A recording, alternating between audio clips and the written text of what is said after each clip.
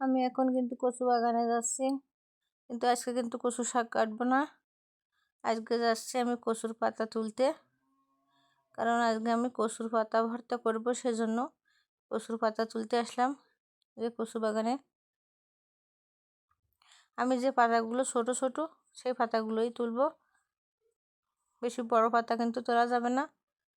ছোট ছোট পাতাগুলোই তুললে ভর্তা খেতে বেশি ভালো লাগে। এই জন্য আমি যে পাতাগুলো ছোট সেই পাতাগুলোই তুলছি।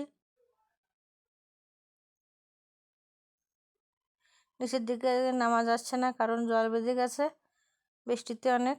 এই জন্য আমি উপর থেকে যে কটা পাতা পাওয়া যাচ্ছে সেগুলোই তুলছি।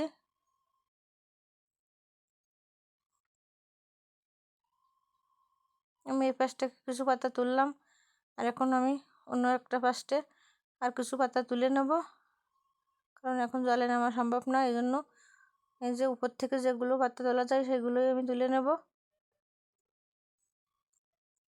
এই কচুর পাতা ভর্তা কিন্তু খুব সুন্দর লাগে, আপনারা চাইলে বাড়িতে বানিয়ে খেয়ে দেখতে পারেন। আমার তো খুব ভালো লাগে, এই জন্য আমি মাঝে মাঝে কচু পাতা ভর্তা করি।